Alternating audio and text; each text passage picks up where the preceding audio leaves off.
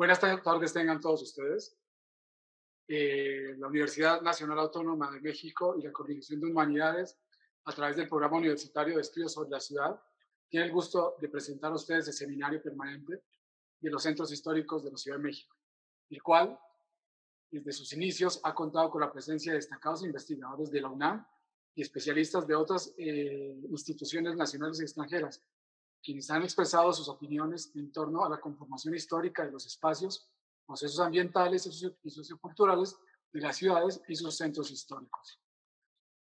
El día de hoy damos la bienvenida a la doctora Norma Leticia Ramírez Rosete, de la Universidad Benemérita Universidad Autónoma de Puebla.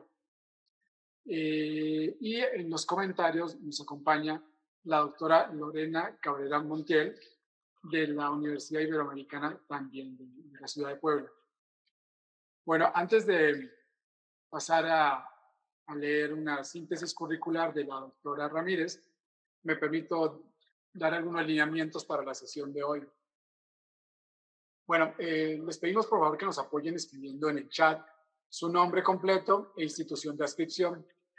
También en el transcurso del seminario, de la sesión, pasarán una liga en donde se les pedirá hacer el registro de su asistencia. Les pedimos por favor que mantengan apagados sus micrófonos durante la sesión. Igualmente, colaborar con el desarrollo de la sesión, evitando utilizar en el momento en que si hacen algún tipo de intervención, de pregunta, lenguaje no apropiado, esperar el turno para hablar y respeten las opiniones y cuando está hablando los demás participantes. Quien no cumpla con estas reglas será apartado de la sesión. Al finalizar la participación del autor Ramírez, se abrirá una sesión de preguntas y respuestas. Para esta sesión de preguntas y respuestas, se les pide por favor levantar la mano, el icono que aparece aquí en la parte de participantes, hay un icono que dice levantar la mano, o escribirla en nuestro chat.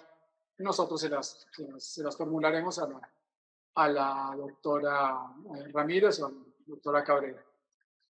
Bueno, sin más preámbulo,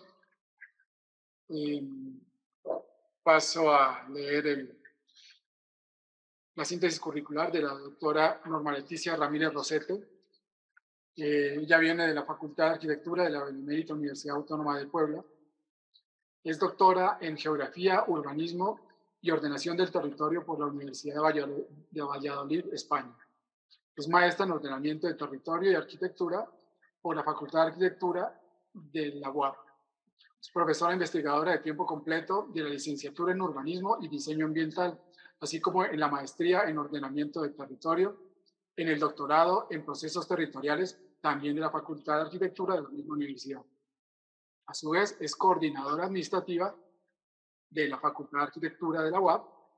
Entre sus líneas de investigación podemos mencionar la gestión del patrimonio cultural y el desarrollo comunitario. La doctora en el 2020 fue coordinadora del doctorado en procesos territoriales, perfil PRODER. Es miembro del Sistema Nacional de Investigadores SNI, nivel 1, Padrón de Investigadores BIEP, y del Consejo de Unidad Académica. Igualmente, es miembro del Consejo de Participación Ciudadana del Centro Histórico y Patrimonio Edificado del municipio de Puebla y miembro del Consejo Internacional de Monumentos y Sitios ICOMOS. Para estas dos membresías son para el periodo entre el 2021 y 2023. En el año 2020 fue presidenta de la Comisión de Dictaminación Académica de la Facultad de Arquitectura y en el 2015 se desempeñó como coordinadora del Plan de Manejo del Centro Histórico de Puebla e integrante del proyecto universitario de desarrollo comunitario Casa Analco, también de la Facultad de Arquitectura. Ha dado varias conferencias y estancias internacionales en países como Canadá, Cuba, España, Brasil, Colombia y Argentina. Ha hecho 5 publicaciones, ha publicado 5 libros, 32 capítulos de libros y 23 artículos en revistas indexadas nacionales e internacionales. Bueno, sin más preámbulo, le doy la palabra, doctora.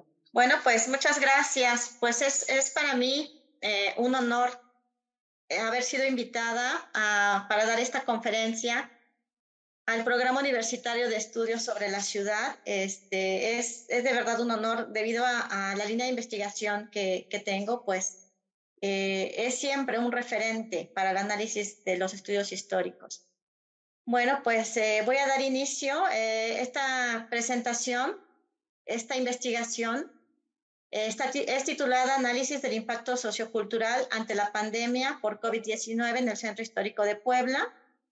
Comento que es una investigación que ha ido forjándose a partir del inicio de la pandemia y durante 2 años, donde se ha ido documentando todo el impacto que ha tenido dentro de nuestra ciudad de Puebla, específicamente en el Centro Histórico de Puebla. Bueno, pues voy a ir pasando la presentación. Bueno, pues como la introducción, tenemos aquí algunos aspectos importantes a considerar, donde sabemos que el impacto de la pandemia ante la sociedad pues ha surgido a partir de problemáticas que ha intensificado, donde se han mostrado peligros latentes que no se concentran solamente en un ámbito territorial. En este sentido, pues esta pandemia de carácter global pues nos ha dado una muestra, ¿no?, de la vulnerabilidad que tenemos como sociedad, no solamente en un ámbito, sino en diferentes ámbitos que conllevan a la conformación de la ciudad. El ámbito social, el ámbito cultural, el ámbito urbano, el ámbito ambiental, ¿no?, y principalmente económico, pues es realmente la incidencia que tenemos de esta pandemia. Este fenómeno a escala global, pues es ahora en un marco clave de esta historia, donde tenemos que entender y analizar todo este impacto y estas dinámicas que se dan en nuestra sociedad. Específicamente y de manera particular, me compete ahora hablar del Centro Histórico de la ciudad de Puebla, donde han surgido diversas actuaciones, manifestaciones y también puntos de vista de diversos actores, ¿no?, que tanto los que toman decisiones como las personas en las cuales ha incidido directamente esta pandemia y que desde un punto de vista social siempre son los sectores más vulnerables. En el caso del centro histórico, pues tenemos a población vulnerable, población informal dentro del ámbito comercial y ambulantaje, y las personas que viven principalmente en los barrios, que son los sectores que sufrieron más esta crisis por la pandemia. Bueno, pues tenemos que el centro histórico de Puebla, la ciudad histórica de Puebla, pues se conforma por esa riqueza que tenemos como ciudad patrimonio, que conjuga esos paisajes tanto del patrimonio material como inmaterial. Sabemos que los centros históricos, no nada más en México, sino a nivel internacional, han sufrido este desplazamiento de población, ¿no?, por diversas situaciones. En el caso de la ciudad de Puebla, pues tuvo un proceso de degradación el centro histórico en el siglo pasado, a finales de las últimas décadas del siglo pasado, y esto hace que esta degradación y esta inseguridad que se presenta principalmente en la periferia del primer cuadro de la ciudad, pues haga que las personas que eran residentes pues se desplacen a otros puntos. Y bueno, pues los barrios que son la población que conservamos con mayor densidad en esta zona del polígono de nuestra zona de monumentos, pues es ahí donde todavía tenemos muchas dinámicas barriales, comunitarias, de integración social. Sin embargo, el análisis que ahora tenemos hay que analizarlo de una manera integral, y eso tiene que ver con la conformación total del polígono de nuestra zona de monumentos, que fue decretado en el año de 1977. Y es ahí donde convergen diferentes situaciones y dinámicas, porque contamos con un cuadro, con el primer cuadro, que es con baja densidad, ¿no?, de 1 a 28 habitantes por manzana, es lo que representa, pero que finalmente ahí se da toda la dinámica del impacto cultural y toda la interacción a través del comercio. El centro histórico, a través de los cambios de uso del suelo, pues ya conserva, prácticamente predomina el uso comercial, el uso mixto, comercial y con con vivienda y comercio y servicios, donde generalmente, aunque tenemos catalogada la vivienda, pero predomina totalmente el uso mixto, ya que los espacios han sido ocupados. En el caso de los comercios, el área de vivienda ha sido desplazada por los usos que dan servicio a los mismos comercios que se insertan en el centro histórico. Esto es como parte de la parte de la dinámica comercial, pero bueno, también tenemos la dinámica del espacio público, donde interactúan diferentes actores y donde el ambulantaje, el comercio informal ha sido un factor determinante, ¿no? Para las estrategias de reordenamiento o de mejoramiento en los centros históricos en Puebla y en otras ciudades en México y América Latina. Bueno, pues la ciudad histórica de Puebla fue fundada el 16 de abril de 1531. Es importante tener pues estos antecedentes. Es la segunda ciudad más importante de la Nueva España debido a la conformación y a la ubicación estratégica que tiene por la conexión con Veracruz. La fundación de la ciudad de Puebla, pues aquí tenemos algunos aspectos históricos desde su fundación, la declaratoria por la UNESCO como Patrimonio Cultural de la Humanidad. Es como ya comentaba, pues su estructura urbana, su traza histórica, pues está conformada en el perímetro por los barrios históricos, que esta ciudad fue asentada originalmente en 50 solares para la población española, en la periferia, que incluso teníamos al otro lado del río, que son los barrios del Oriente, que son los barrios que todavía siguen conservando toda esa identidad cultural y todos esos oficios y saberes ancestrales todavía existen y persisten aún con los avances del desarrollo de la ciudad.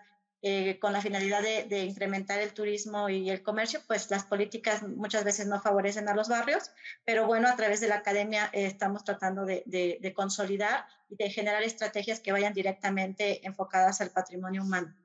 Bueno, pues la zona de monumentos de la ciudad de Puebla, como comentaba, es este polígono que observamos. Bueno, esta es la ubicación que tenemos dentro de la ciudad de Puebla, el municipio de Puebla, la ciudad capital. Comprende un área de 6.9 kilómetros cuadrados, que es todo este polígono que conlleva este límite marrón. 436 manzanas, 7.439 predios conforman este legado de monumentos del siglo XVI al siglo XX, que de acuerdo al programa parcial del Centro Histórico de Puebla, pues tenemos 5 categorías sobre las cuales se tienen que hacer diversas actuaciones de intervención. El polígono decretado por la zona de monumentos se da en el año 1977, es obviamente por decreto, y se incluye dentro de la lista de Patrimonio Mundial por la UNESCO en el año 87. Esto, pues, sin duda nos da una proyección, pero también en cierto sentido, produce una transformación y acelera las políticas de intervención para el mejoramiento de los espacios culturales y atención al sector del turismo, ¿no? Esto muchas veces se contrapone un poco a las políticas de vivienda, a las políticas de densidad, que como yo comento, la población se aloja principalmente, las mayores densidades están en el polígono, en la periferia del polígono, lo que yo comprendía y que ya he mostrado en la parte histórica de la conformación y asentamiento de los barrios. Bueno, pues este es precisamente un plano del programa parcial, donde se ubican a través de INEGI, pues la delimitación es la delimitación geográfica, estadística, la oficial de INEGI, donde ubicamos todos los barrios que actualmente se encuentran dentro del polígono también de colonias de nuestra ciudad de Puebla y del polígono de la zona de monumentos. Y en este otro extremo tenemos la delimitación de los barrios que todavía existen y que todavía persisten. Finalmente, la estructura material, el patrimonio material, obviamente lo tenemos, pero también tenemos las formas de vida, las dinámicas barriales, la forma de vida comunitaria que se encuentra todavía desde su origen de la fundación de la ciudad en estos barrios. Bueno, pues esto es parte de la conformación del polígono. En el primer cuadro es la zona donde se ubica, obviamente, la parte de la administración pública, la catedral, el zócalo y es el primer cuadro donde prácticamente todas las políticas están dirigidas al mejoramiento de la imagen urbana, mejoramiento de fachadas. Hay mucho apoyo para el sector turismo, para la inversión empresarial, que sí efectivamente es necesaria, pero que de una u otra manera tiene que integrarse. Todavía estamos un poco distantes en el caso de Puebla, para que realmente existan políticas integrales que consideren también a los barrios y la articulación con el primer cuadro de la ciudad. Pues ese es el primer cuadro de la ciudad que tenemos al centro, y estos son los diferentes barrios que se ubican en la periferia, al oriente, al norte, al poniente de la ciudad, que es principalmente donde están alojados, y que contienen grandes elementos de valor arquitectónico, civil, religioso, y bueno, pues y todavía existen también muchos espacios públicos a través de las plazas y los jardines históricos, donde se da todavía la interacción de la sociedad y donde se hace uso también para algunas manifestaciones y prácticas culturales, ya sea por parte del gobierno o por las propias actividades que realiza la población. Bueno, pues sabemos que bueno, la ciudad de Puebla es la cuarta zona metropolitana más importante del país. Es importante tomar estos datos para que podamos dimensionar cuál es el papel en magnitud de población de la zona de monumentos. Pues el estado de Puebla, en el último censo de INEGI, estamos conformados por 6.583.278 habitantes. Somos el quinto lugar por el número de población a nivel nacional. La población del municipio de Puebla, según el censo del 2020, es de 1.692.181 habitantes, y la zona metropolitana, que es el polígono que nos compete como contexto de nuestra zona de estudio, pues es de 30.143 habitantes. Posteriormente a esto es importante mostrarles cuál ha sido el proceso de despoblamiento que ha tenido el polígono del centro histórico, y dentro de esta tabla pues podemos observar cómo desde el año 82 hasta el año 2020 ha habido un descenso importante, ¿no? de la población, precisamente debido a toda esta dinámica que se da en el centro que comentaba en inicio, el cambio de usos del suelo, y sí, hay todavía una ausencia de políticas de vivienda para generar esta redensificación, ¿no? Que considere esta mixticidad social, cultural, porque sin duda debemos de saber que sí es necesario generar nuevas propuestas de vivienda. La población estudiantil tiene gran presencia en nuestro centro histórico, principalmente por dos universidades, que es la UAP y la UPAEP, y otras muchas universidades y que generan toda esta dinámica al interior del polígono del centro, además de las actividades de la administración pública, de la gestión pública, que les mostraré más adelante en los planos. Bueno, pues toda investigación debe tener un sustento teórico, conceptual. Estos conceptos guía que conllevan esta investigación, pues es el análisis del centro histórico, el patrimonio cultural, precisamente por ser una ciudad histórica, una ciudad patrimonio, y la vulnerabilidad social que ya precisamente tenemos identificada dentro de nuestra zona de estudio a través de muchísimos años que se han realizado pues muchas investigaciones, pero que ahorita con el tema de la pandemia pues se agudizan o se pueden mostrar algunos aspectos, ¿no? que fueron más vulnerables y que fueron más afectados a partir de la pandemia. Bueno, pues la vulnerabilidad social, ¿no? La vulnerabilidad cultural y la vulnerabilidad económica se interrelacionan. Esto es son elementos que debemos analizar para poder entender cuál ha sido el impacto que ha tenido toda la evolución de la pandemia, pero también la serie de actuaciones y de recomendaciones que han surgido a través de los diferentes órganos internacionales, a través de Latinoamérica, de la OMS, de la OPS, obviamente la Organización Mundial de la Salud tiene un tema fundamental y en el tema de de las recomendaciones, de los lineamientos en todos los ámbitos económicos, sociales, culturales, de salud principalmente. Sabemos que esta pandemia pues obviamente tiene una incidencia directa en el tema de salud. Entonces, toda esa situación del confinamiento y todas estas actuaciones que se desarrollaron a nivel internacional, pero que principalmente en los países latinoamericanos y en México, pues generó una dinámica distinta en función de los impactos. A pesar de que la OMS nos ofrece recomendaciones internacionales, estas no pueden permear en los diferentes ámbitos o en los diferentes continentes, pues debido a la diferencia que tenemos en nuestra situación económica principalmente. Bueno, pues esto es parte de la vulnerabilidad social que encontramos en nuestro centro histórico. Comentamos que muchas de estas se incrementaron, se detonaron, se acrecentaron. Sabemos que estas problemáticas y esta vulnerabilidad existe desde hace mucho tiempo, pero a través de esta investigación, pues, lo que tratamos de hacer durante estos 2 años, pues es mostrar de qué manera y cómo se fueron atendiendo las diferentes necesidades económicas, sociales, culturales para la ciudad, que vinieron bajando desde el ámbito internacional, desde Latinoamérica, a nivel nacional, estatal, municipal y algunas específicas en el caso de la zona de monumentos, porque el polígono tiene, su propia lineamientos y normativa, que en este caso, y lo he mostrado en algunos ejemplos, pues es el programa parcial, donde se establecen estos lineamientos de intervención y actuaciones para el centro histórico. A pesar de que, bueno, también se cuenta con algunas elaboraciones de programas, de planes de manejo.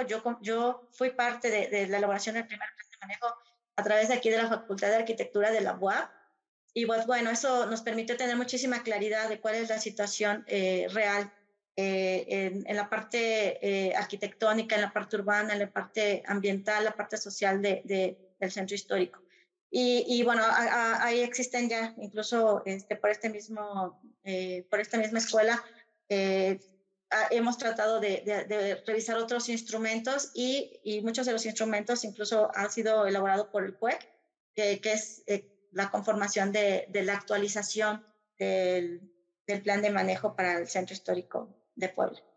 Bueno, pues estas son algunas actuaciones, situaciones que de manera particular vivimos cada uno en nuestras zonas donde habitamos. Esto pasó en el centro histórico de Puebla. Hubo diversas medidas de restricción, precisamente como medidas emitidas directamente de la Organización Mundial de la Salud para el cierre de espacios, para evitar la propagación de contagios, ¿no? Que obviamente sabemos que esta situación nos rebasó, era una situación impredecible y que muchas veces el seguimiento que se hacía a nivel nacional por parte de nuestras autoridades, pues no era realmente el que se estaba mostrando, el que nosotros podíamos palpar en los efectos que se producían en la ciudad y en nuestras zonas donde habitamos, ¿no?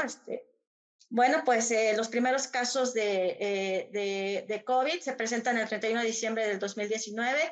El 11 de marzo se cataloga como pandemia, es catalogada como pandemia y pues esta situación en Latinoamérica pues tiene una afectación principalmente en el sector turístico. Estamos hablando de una ciudad histórica, es por eso que muchas de las actuaciones y de las recomendaciones van a ir enfocadas a la parte del impacto en la economía turística y en el impacto cultural y económico, ¿no? Entonces aquí se muestra una pérdida de hasta 320 millones de 320 mil millones de dólares en ingresos en turismo.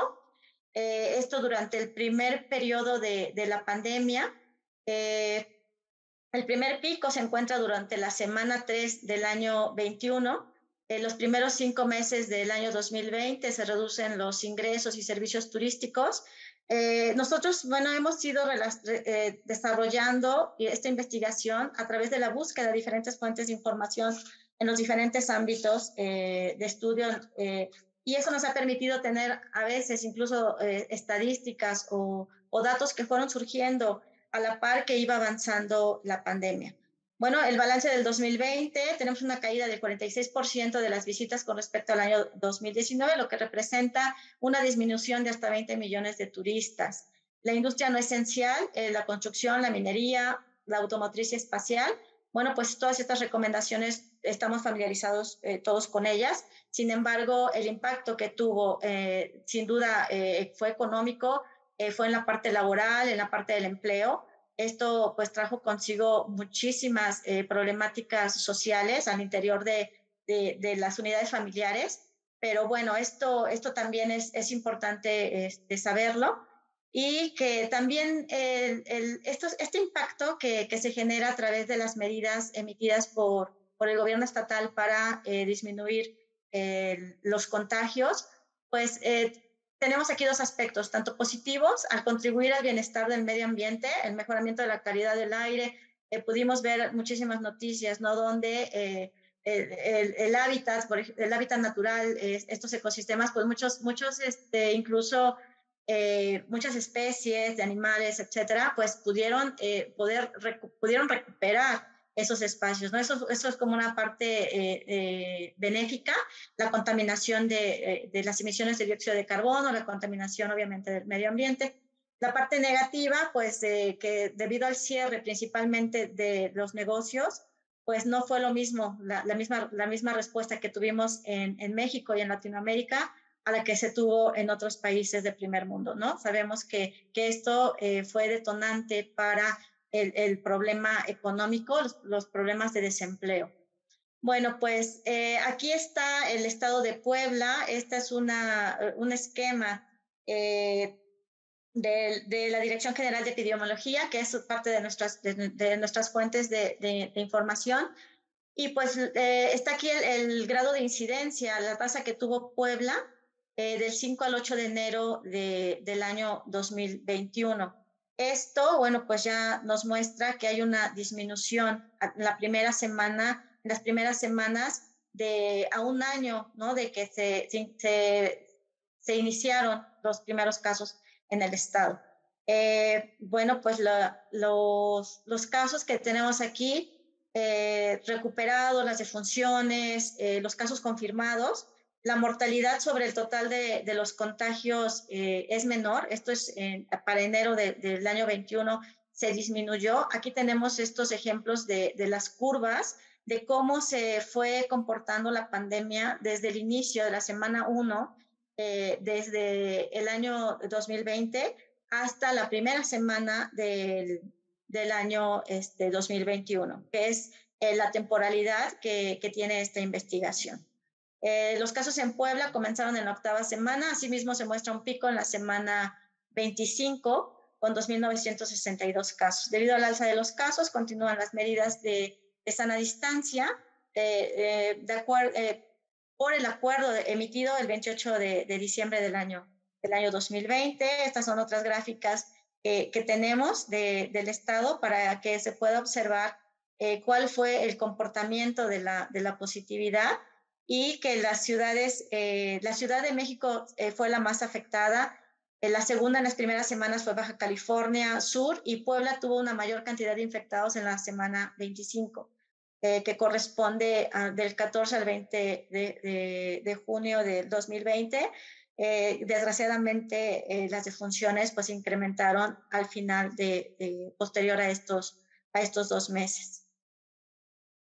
Bueno, pues esta es parte de todo la semaforización, cómo se organizaron por regiones. El estado de Puebla se organizó a través de 6 regiones para que se pudiera de una mejor manera ir haciendo el monitoreo regional de los casos de COVID.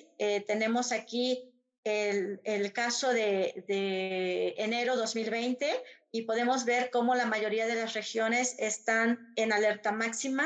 Para enero 2021, pues solamente la ciudad capital la ciudad centro, donde está integrada nuestra zona de monumentos, pues era la que tenía mayores contagios. Y esto porque finalmente hay, como ya les comentaba al principio, la dinámica económica en la ciudad y principalmente la que tiene el centro de la ciudad, toda esta actividad económica, la actividad comercial, tanto formal como informal, pues hizo que no se detuviera. Esto en realidad, a pesar de los decretos y de los lineamientos, esto no se detuvo.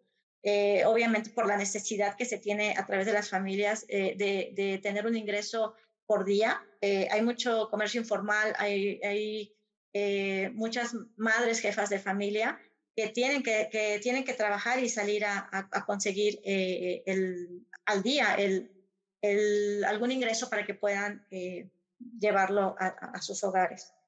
Bueno, pues prácticamente es el análisis que se tiene a nivel estado, el comportamiento de los semáforos, los casos activos, las defunciones. Ya para enero del año 2022, pues bueno, vemos cómo se van disminuyendo el número de defunciones, pero sí es importante señalar que, bueno, esto se fue este comportamiento se fue monitoreando a través de estos datos que a través de esta dirección epidemiológica, pues eso nos permitió, la Dirección General de Epidemiología nos permitió tener una lectura puntual del comportamiento del virus. Bueno, pues para poder ordenar y concentrar cuáles fueron las propuestas, cuáles fueron las recomendaciones en los diferentes ámbitos, desde la Organización Mundial de la Salud, la OPS, que finalmente se encarga de atender la particularidad de los países latinoamericanos. Sabemos que las recomendaciones no se pueden generalizar.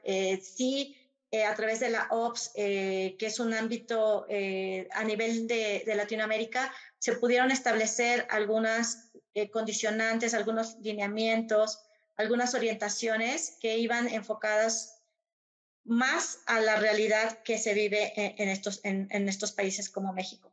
Bueno, a nivel de nacional, pues el Gobierno de México y la Secretaría de Salud, la Secretaría de Cultura y la Secretaría de Economía fueron los principales responsables de establecer estos acuerdos, estas directrices, estas recomendaciones y estas sanciones que se tenían que establecer en los diferentes ámbitos de competencia. El Gobierno del Estado de Puebla, a través de la Secretaría de Salud, la Secretaría de Seguridad Pública, la Secretaría de Movilidad, la Secretaría de Medio Ambiente y el Tribunal de Justicia, pues fueron los principales encargados de ir conformando todas estas recomendaciones y estas actuaciones. El Ayuntamiento de Puebla, pues a través el municipio de Puebla, perdón, a través de la Secretaría de Protección Civil, la Secretaría de Movilidad, Turismo, Contraloría Municipal, Desarrollo Económico, Instituto Municipal de Arte y Cultura y el Sistema Municipal DIF. En el ámbito de zona de monumentos, la Gerencia del Centro Histórico y Patrimonio Cultural estableció algunas actuaciones y algunas acciones para incidir y revertir un poco los efectos que se generan en la pandemia. En el polígono del centro histórico de la zona de monumentos. Pues en el ámbito internacional se establecieron, instrumentos, protocolos y lineamientos con algunas directrices, el plan estratégico de preparación y respuesta, con la prevención del control de infecciones, comunicación de riesgos de participación comunitaria.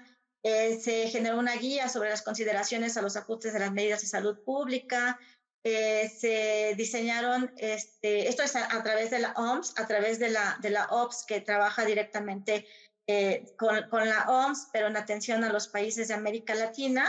Se diseñaron diferentes acciones y categorías para que se pudiera tener esa asesoría y esa orientación a los diferentes países de América Latina, incluido México.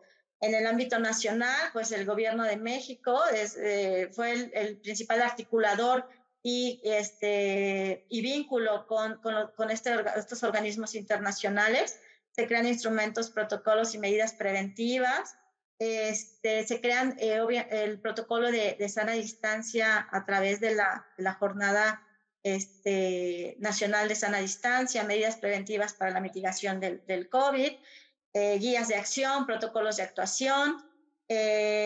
Bueno, pues esto a través de las diferentes secretarías se fueron generando diversos programas culturales, en atención también a la parte cultural que iba más enfocado a la restricción, a cerrar espacios para contrarrestar el aumento progresivo de los contagios, y los protocolos emitidos por la Secretaría de Salud, que es la parte esencial, y que también se liga directamente a la Secretaría de Educación Pública, porque muchas de las actuaciones pues iban también dirigidas a la población estudiantil. Bueno, pues estos son algunos ejemplos, todos ya conocemos toda esta información, algunas actuaciones precisas que sí se dieron a nivel de Estado, pueden tener algunas, diferir a lo mejor de algunas estrategias o de algunas acciones, a lo mejor con otras ciudades, pero bueno, estas fueron de manera particular, algunas en el ámbito nacional como son estas, y algunas ya de manera particular establecidas por estas instancias que les mostré en el organigrama, pues para que fueran diferentes actuaciones, para que fungieran, ¿no? Como organismos y pudieran monitorear cada una de las acciones que se implementaban a través del gobierno estatal. Pues están las diferentes secretarías, el Tribunal de Justicia, y cuál es la función principal. Entonces, todo esto lo he tratado de sintetizar de verdad de manera precisa. Es un trabajo muy amplio que se ha generado en este tiempo, donde hemos estado haciendo un seguimiento, un monitoreo. En la temporalidad, efectivamente, les comento que llega hasta el 2021. Falta una actualización porque sí es importante ver ahora cuál ha sido el impacto real que tenemos dentro de nuestras ciudades, en los diferentes ámbitos económicos principalmente. Pero bueno, esto es un avance y es la parte de una investigación que nos lleva a toda esta incertidumbre de ir generando, ir recopilando, ir integrando, ir organizando todos estos datos que nos permitan incluso en algún momento dar la pauta para generar estrategias, ¿no? Y tener también una cultura de prevención ante estas situaciones. Y bueno, y eso es prácticamente una necesidad ya que tenemos como sociedad mundial. Bueno, pues estas son algunas actuaciones en el ámbito nacional, algunas indicaciones para los espacios abiertos, las restricciones, los horarios, los aforos.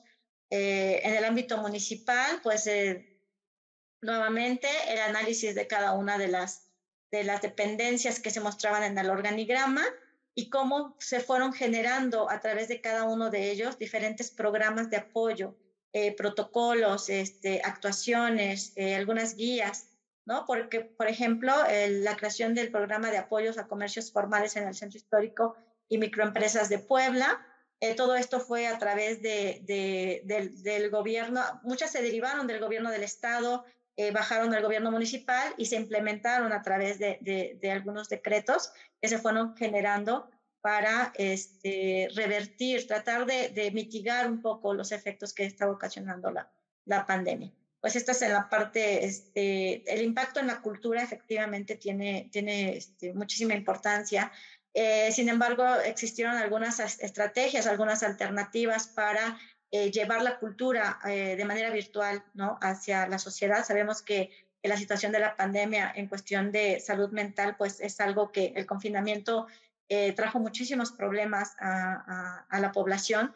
Y entonces es importante que la cultura en este sentido se pueda transmitir y pueda permear. Entonces sí hubo varias acciones a través de las instancias municipales, en este caso como el IMAC, la Secretaría de Turismo, que implementaron algunas actuaciones para que se pudieran desarrollar algunas actividades de manera virtual y otras sí de manera tajante, como es el caso, por ejemplo, de los panteones, pues tenían que cerrarse de una manera drástica debido al incremento y también, bueno, sabemos que como parte de nuestra identidad y nuestra cultura en México, pues si los espacios no están cerrados, hay mucha población que desatiende, ¿no? Sabemos que las actividades económicas, mucha gente siguió trabajando y siguió laborando, pero por una necesidad primordial.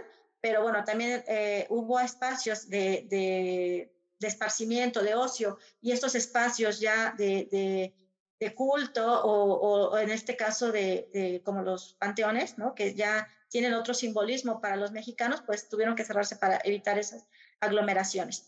Bueno, la zona de monumentos, finalmente bajamos a la zona de monumentos, que es la zona de estudio, pues fue el vínculo a nivel municipal, la colaboración de acciones y medidas restrictivas, hubo cierres ya viales en algunas calles, en un polígono preciso, que ahorita les voy a mostrar dentro de la zona de monumentos. Existió un diálogo con líderes de los comerciantes de mercados ambulantes, hubo muchísima... en el análisis también nosotros tenemos toda esta revisión de la opinión pública, porque en el tema de aplicar las restricciones, pues sabemos bueno, a veces, como yo les comentaba, mucho del comercio formal, del comercio formal, pues debía atender acatar las restricciones, pero el comercio informal en los mercados, en las calles, el comercio ambulante, ese siempre ha tenido otra actuación distinta debido a que esto no se pudo lograr contener, ¿no? O detener el uso de la vía pública para estas diversas actividades. Pero bueno, aquí sí existió, hubo muchísimas iniciativas para dialogar con los comerciantes. Es por eso que se crean algunos incentivos. Sin embargo, muchos van dirigidos al comercio formal. Esto pues obviamente limitaba también que pudieran participar algunos comerciantes ambulantes, y pues también esto no se justifica, pero bueno, sí podemos entender la necesidad de este sector de la población por seguir laborando ¿no? en el día a día para poder tener un ingreso para su familia. Bueno, pues el uso obligatorio del cubrebocas, todos estos lineamientos que surgieron. Del orden estatal, pues les voy a pasar rápidamente el recuento. Están precisamente los decretos, las actuaciones que se emitieron a través de diversos programas por las diferentes secretarías, estas del orden estatal. Tenemos algunos incluso se promovió y se llevó a cabo el acceso gratuito para los servicios de transporte para todas aquellas personas que fueran trabajadores de la salud. El programa Hoy No Circula para detener la movilidad dentro de la ciudad y con esto, bueno, pues reducir. Esto, pues, precisamente es importante continuar la investigación para saber cuál fue realmente el impacto de todas estas actuaciones y si realmente la finalidad por las que fueron desarrolladas o implementadas, si tuvo realmente ese impacto que se creía o que se tenía previsto. El tema de la movilidad fue importante en nuestra zona de estudio, que es la parte del centro histórico, porque con esas limitaciones para estos herramientas que hubo para el control vehicular, pues generaron mayor problemática para el comercio formal e informal que se ubicaba en el primer cuadro de la zona de monumentos. Bueno, todos estos están todos los instrumentos por institución, los programas, las actividades que se derivaron de todos estos decretos y que tuvieron una actuación precisa en diferentes ámbitos y en diferente orden, estatal, municipal, que ya es ahí donde las actuaciones o los programas inciden directamente en nuestra zona de monumentos. En el caso del orden municipal, pues está la clausura temporal de espacios de recreación, de ocio, limitar los aforos, el acuerdo del Ejecutivo del Estado, por acuerdo del Ejecutivo del Estado, se prohíbe la venta de bebidas abiertas en los establecimientos y en la vía pública, un plan emergente para recuperar la economía municipal y apoyar a comerciantes en la vía pública. Sin embargo, hubo muchas manifestaciones por parte de inconformidad por parte de los comerciantes, más que nada el comercio informal, ya que sí afectó mucho el cierre de esta movilidad y también incluso hubo confrontaciones entre el comercio formal con el comercio informal, ¿no? Bueno, pues apoyos económicos, con donaciones de pago, entrega de apoyos de 3,000 pesos a comerciantes artesanos, de mercados temporales. Hubo una diversidad de actuaciones que de una u otra manera contribuyeron, ¿no? A minorar, pues, un poco el impacto que se estaba generando dentro de la ciudad y de la zona de monumentos principalmente también, donde tenemos todavía muchísimos artesanos, muchísimas personas cuya fuente laboral se deriva de estos oficios, algunos o la mayoría tradicionales, y muchos otros que son una fuente de ingreso única para diversas ciudades que se ubican en esta zona de la ciudad. Todos estos programas a nivel municipal, pues las actuaciones que le corresponden a cada instancia, el Instituto de Arte y Cultura, la gerencia del centro histórico, existían, como yo decía, sí hubo estrategias para llevar incluso de manera virtual o en espacios abiertos a través del uso de los espacios públicos o de los parques, algunas actividades que permitieran generar estas actividades culturales que son necesarias para la población. Bueno, pues aquí se compondrá de Ciudades Patrimonio, un programa de lealtad de herramientas digitales. Bueno, pues esto es así como a grandes rasgos la organización de la información. Y bueno, en el diagnóstico, llegando finalmente a nuestra zona de estudio, la densidad de población que yo comentaba, que se ha generado a partir del despoblamiento, esta pérdida de población, ¿no?, que teníamos desde el año 82, de casi más de 280,000 habitantes a 30,000 habitantes que tenemos actualmente, según el censo del 2020, pues podemos ver que hay un despoblamiento grave, ya que los centros históricos son espacios que deben estar vivos. Muchos espacios principalmente en otras ciudades de otros países, en Europa, etcétera, son totalmente espacios ya deshabitados, espacios comerciales, espacios destinados al uso, a los equipamientos educativos, que sí hay una gran presencia de población estudiantil, sí hay mejoramiento de espacios, sí hay muchas políticas de intervención, pero son espacios vacíos, ¿no? Entonces, una de las fortalezas que tenemos como ciudad en Puebla y como zona de monumentos es que tenemos todavía una densidad de población importante, ubicada todavía en los barrios. Sin embargo, pues son las zonas más degradadas, las zonas más inseguras, donde hay menor inversión pública. Y bueno, pues esto es parte del ejemplo de la densidad de población de nuestra zona de monumentos, ¿no? Entonces, bueno, los equipamientos. Nosotros, para poder hacer todo este análisis que iniciamos con esta problemática del impacto que ha tenido el COVID, la pandemia, durante los 2 primeros años en la ciudad de Puebla y principalmente en la zona de monumentos, pues necesitamos visibilizarlo, ¿no?, o plasmarlo a través de la representación cartográfica.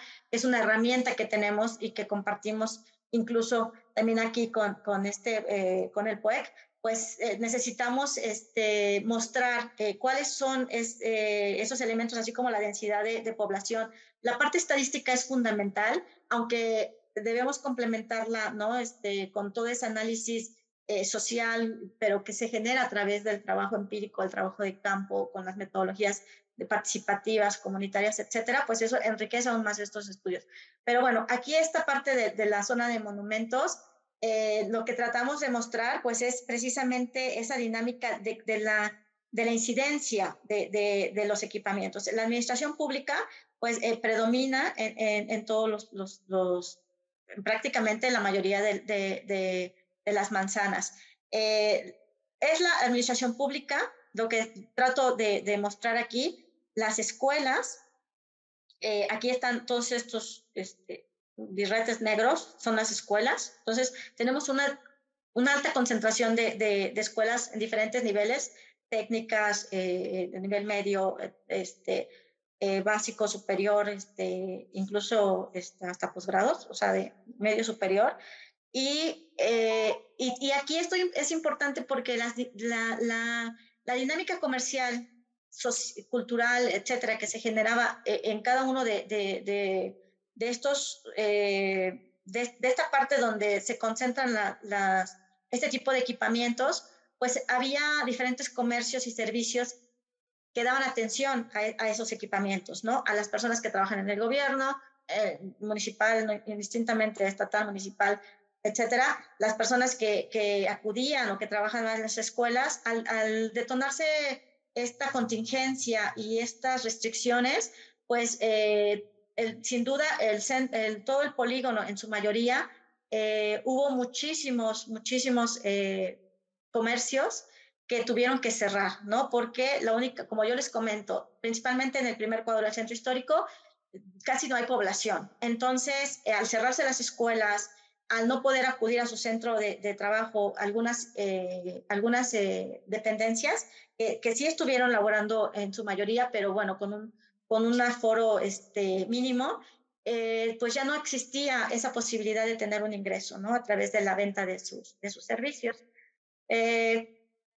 Pues entonces, una de las principales actuaciones, y creo que fue la primera y como la que tuvo mayor impacto y mayor incidencia, pues fue el cierre de calles el día 20 de abril de 2020.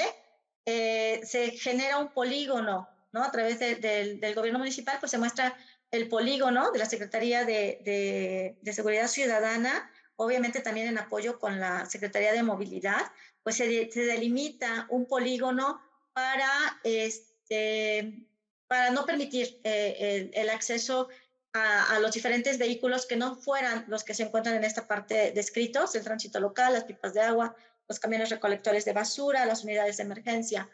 Esto, pues, lo que ocasionó, pues, fue un decaimiento total mayor de la economía que se generaba en esta parte. Y es donde principalmente está toda la dinámica comercial, de servicios y de comercio ambulante. El Zócalo, bueno, permaneció cerrado, esto emitido en una rueda de prensa por parte de la Secretaría de Gobernación Municipal. La estrategia de bajar la movilidad, pues era para atender esta emergencia sanitaria, aminorar el número de contagios, ¿no? Y bueno, pues esto pues lo podemos encontrar aquí. Existen las rutas, aquí lo que se genera es precisamente, si ya en el centro histórico y en el polígono zona de monumentos, los que tienen posibilidad o tienen conocimiento de la zona, saben que convergen muchas. Un problema importante es el transporte público. El exceso de transporte, el congestionamiento vehicular, la invasión del espacio público, la falta de estacionamiento, etcétera. Y eso hace que se generara un problema mayor, porque las rutas de transporte ahora tenían que buscar otras vías alternas. Ante esta necesidad, pues nuevamente la Secretaría de Movilidad lanza un comunicado y se generan vías alternas temporales para que se pudieran desplazar las diferentes rutas de transporte. Esto, sabemos que pues, la ciudad de Puebla cada vez hay más población, aunque no en la zona de monumentos, pero sí en el resto de la ciudad. Y hay mucha gente que tiene alguna actividad relacionada con el centro histórico o que es un punto de referencia o de traslado. Entonces sí se generaron muchísimos caos en el tema de movilidad. Y bueno, y hubo muchos cuestionamientos también para saber si esta restricción realmente benefició o no, porque incluso las iglesias, actividades culturales, pues se vieron delimitadas dentro de este polígono.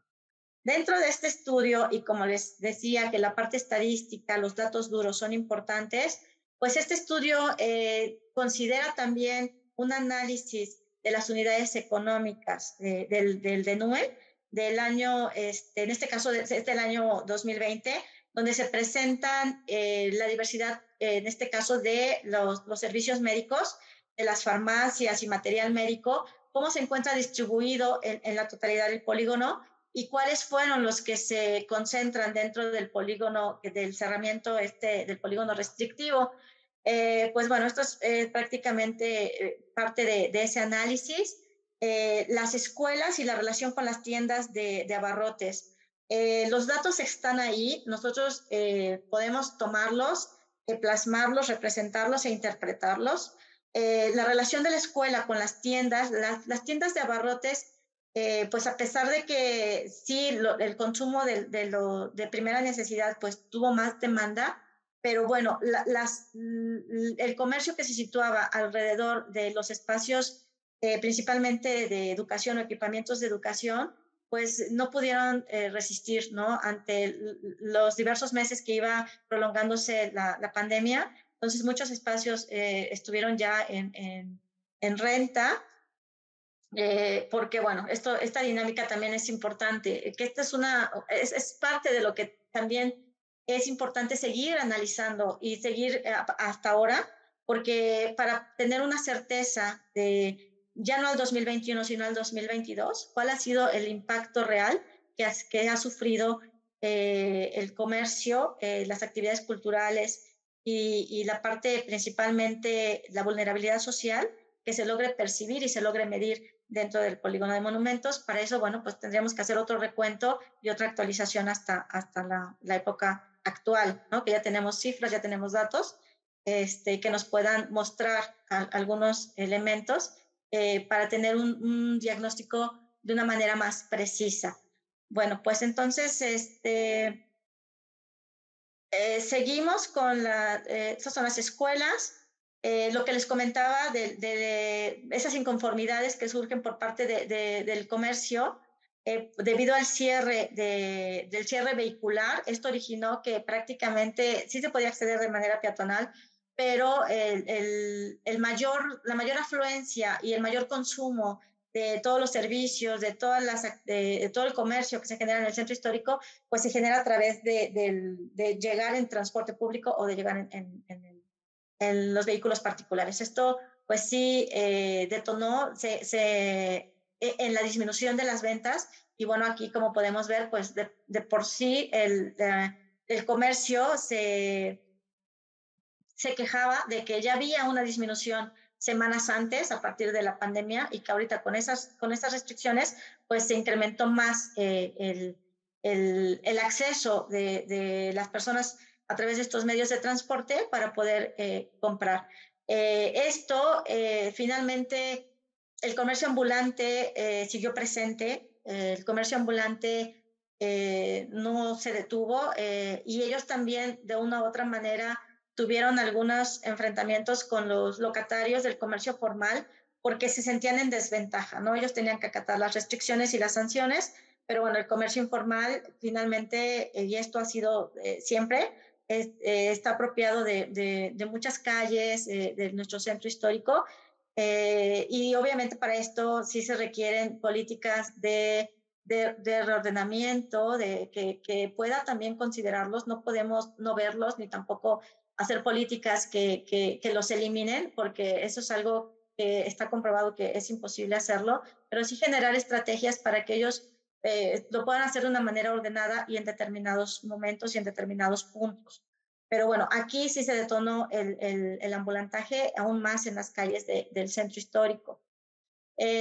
Con respecto a este análisis del estudio de lo que les comentaba de las unidades económicas, para tener una mayor claridad del impacto económico, pues se hizo un estudio del DENUE del año 2015 y el año 2020, porque era hasta ese momento el último instrumento actualizado, el DENUE del 2020, que se publicó a finales de abril del 2020, para saber y entender y tener la base del análisis y saber cuál ha sido el comportamiento natural que ha tenido la zona de monumentos y que tal vez en los primeros meses de la pandemia se pudo detonar. Y bueno, aquí tenemos la cantidad de comercios al por menor en la zona de monumentos. Hubo una mayor concentración del comercio en el primer cuadro de la ciudad. Del periodo 2015 al 2020, 99 cerraron sus puertas. Ese es el número de comercios que existen en la zona de monumentos y esta es la disminución que hubo al año 2020. Los productos de la canasta básica, los mini super y supermercados aumentaron. De por sí ya tenían una tendencia a la alta, Los comercios, tenemos un mercado, tenemos algunas dinámicas ahí de comerciales de mercados que acude muchísima gente, incluso de otras partes de la ciudad, pero cada vez ha tenido mayor incidencia y mayor impacto, apertura incluso los mini supers, ¿no? De estas tiendas de conveniencia, que han sido desde antes de la pandemia un elemento de competencia con el comercio de barrio, con las tiendas de abarrotes, etcétera, porque sí no se puede competir, ¿no? A estas escalas con estos supers que ya, o incluso de algunas franquicias, que ya están insertándose cada vez más en la totalidad del centro histórico, principalmente en el primer cuadro. Bueno, pues estos son parte del análisis que se tiene, las tiendas de abarrotes, ultramarinos y misceláneas. Cómo fueron, en este caso hubo un incremento del periodo del 2015 al 2020 debido a la necesidad de comprar de manera inmediata, ¿no? En la tienda, y esto también es una estrategia que también, o fue una necesidad, ¿no? Que también favorecía al pequeño comercio, ¿no? A este pequeño comercio, porque eso nos permitía, no podíamos desplazarnos a otros lugares, pero sí podíamos hacer un consumo de los productos básicos, ¿no? En nuestro entorno, en la proximidad de nuestros hogares. Los alimentos y bebidas, pues que aquí podemos ver cómo se van clasificando, carnes de aves, leches, otros productos lácteos, se incrementaron en el 2020. Semillas y granos se mantuvo y otros alimentos, pescados y mariscos disminuyeron. Esto, pues debido efectivamente a los problemas económicos, la mayoría de las familias pues no tenían el ingreso, por lo menos al igual que a lo mejor que pudieron haber tenido con anterioridad a la pandemia, para poder solventar otros gastos, ¿no? Entonces, pues el consumo disminuyó de alimentos, pescados y mariscos, obviamente debido incluso, ¿no? al precio de estos productos, ¿no?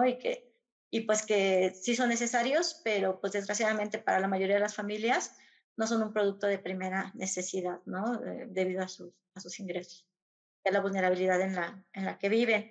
El comercio de ropa, calzado, pues esto es muy importante y ha sido especializado, tiene una especialización ahí en el centro histórico durante muchísimas décadas. Pues bueno, aquí del año 2015 al 2020, el calzado, la bisutería, los accesorios de vestir, la ropa, excepto la ropa de bebé y lencería, pues disminuyeron. Posteriormente, hay muchos estudios, muchas variables, muchos indicadores de INEGI que también tenemos que analizar, porque también hubo muchos nacimientos, ¿no? Toda esta etapa de confinamiento nos dio hay muchos elementos que analizar, porque así como hubo mayor incidencia de enfermedades de salud mental, de depresión, etcétera, bueno, pues también se incrementó en cierta medida, y eso tenemos que documentarlo, el número de natalidad. Bueno, pues este es el cuadro, es para que puedan tener una idea del uso del espacio público a partir del comercio ambulante, incluso en el cuadro restrictivo de la Secretaría de Movilidad. Y pues es ahí, todos esos puntos morados, esos puntos que posiblemente vean en morado, en oscuro, negro, son toda la presencia del comercio ambulante que se detonó durante la pandemia y que también finalmente, pero que también actualmente y a lo largo de algunas décadas han tenido presencia y han permanecido a través de diferentes tipos, ¿no? De tianguis, hay comerciantes, pero están catalogados todos, aquí están incluidos como comercio ambulante. Bueno, pues el del 2020 al 2021 la tasa de desocupación aumentó del 2.8% al 3.5% en Puebla. En el 2021 se reportan el 72.5% de informalidad laboral, que es una tasa mayor a la presentada en el 2020, que fue del 71.1%. todo esto debido a la contingencia y a la situación de la pandemia, se generó el despido de personal de unidades económicas formales. En el tema también de vulnerabilidad, pues las mujeres son un sector altamente vulnerable. El 73.7% de las mujeres trabajan en la informalidad. En el 2010, eso es en la entidad. En el 2019 hubo 29.732 mujeres sin trabajo. La tasa de desocupación femenina subió a 4.4% en 2020, aumentando un 70% el desempleo. En 2020 aumentó el desempleo por despidos y cierres de negocios a mujeres. Una parte importante de estos despidos en la contratación de las mujeres pues, fue el cierre de todas estas restricciones y, que se hicieron, pero también la necesidad de atender a la familia, ¿no? O a los enfermos que en ese tiempo se pudieron tener en casa. Existen 1.713.381 jefas de familia. El 82% fueron impactadas por la pandemia, el 65% adquirieron responsabilidades en el cuidado del hogar, de la familia. Esto fue un detonante, pudo ser un detonante, esta encuesta lo muestra, bueno, y en esta parte también del estudio de algunos de la CONAPO, y de julio a septiembre del 2019 encontramos que había 1.006.393 mujeres en ocupación laboral, inferior al registro del tercer trimestre del año 2022. Esta es la parte de la vulnerabilidad social, la parte cultural, pues todo lo que detonó el cierre de los países miembros de la UNESCO, pues estos países, 167 de 193 que conforman, que son los Estados miembros, 167 cuentan con patrimonio mundial, hubo restricciones para el cierre, algunos cerraron totalmente, algunos se mantuvieron abiertos y otros con cierres parciales, ¿no? Y se pudo hacer ellos a través de un monitoreo vía satelital, pues pudieron controlar que efectivamente todos estos espacios de patrimonio cultural y natural pues estuvieran cerrados. La Secretaría de Turismo, en el caso del municipio de Puebla, pues suspensión de todos los paseos y actividades culturales en el centro histórico, medidas preventivas. La Arquidiócesis de Puebla informa el cierre de los templos religiosos a partir del 29 de diciembre del 2020 debido al aumento de contagios. Todas estas actuaciones se fueron dando en función como respuesta al comportamiento de la pandemia y se fueron emitiendo a través de comunicados y acuerdos en las diferentes ámbitos de gobierno. La Secretaría de Turismo, esto es en el caso de la reapertura del Centro Histórico de Puebla, la Secretaría de Turismo, la Secretaría de Cultura y el Ayuntamiento Municipal, pues tenían la función de posicionar los destinos y productos turísticos, ¿no? A través de proyectos de infraestructura turística. Y bueno, pues estas fueron algunas de las estrategias que se implementaron a través de estas instancias. La reapertura de museos en Puebla, se reabren exposiciones en los museos. Esto ya es a finales del año 2020, donde ya se empieza a hacer un plan de reactivación de reapertura para todas estas actividades culturales dentro de la ciudad de Puebla, principalmente de mayor incidencia dentro del polígono de la zona de monumentos. Puebla lista para reactivar el turismo, protocolos sanitarios, Día Mundial del Turismo. Y bueno, pues finalmente, pues la pandemia puso en crisis a la economía y sociedad del Centro Histórico de Puebla, no nada más de Puebla, de los centros históricos del mundo y de la sociedad y comunidades más vulnerables en el mundo, limitando las actividades turísticas, comerciales, culturales, comprometiendo a la ciudad por conflictos de intereses de diversos actores.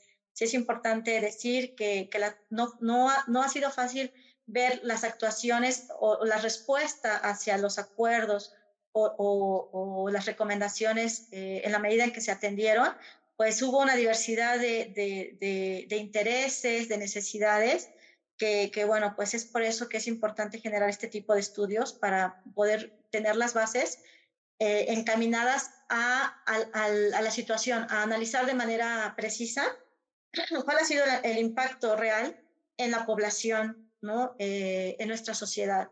En este caso, bueno, pues de la sociedad poblana. Es necesario, por tanto, generar estrategias conjuntas con la sociedad, una reactivación equitativa, encaminada a un desarrollo local, mejorar las condiciones de vida de la población que habita y hace uso del centro histórico, medidas de prevención, como el cierre de espacios, generó grandes repercusiones. Era necesario, pero sí generó grandes repercusiones sociales, económicas, culturales y principalmente de salud. Por lo tanto, retomando un poco algunas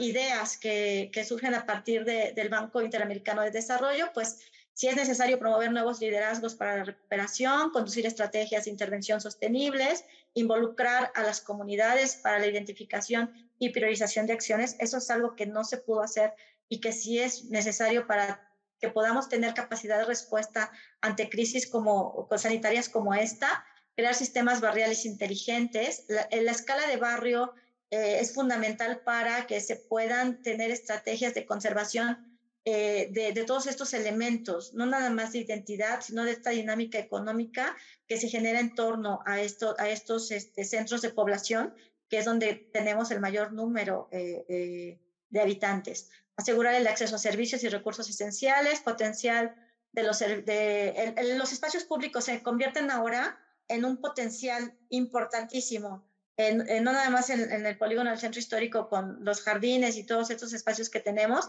sino los parques que tenemos alrededor de la ciudad, como reactivadores de barrios, como elementos donde se puede llevar actividades económicas, culturales, enfocadas al desarrollo local.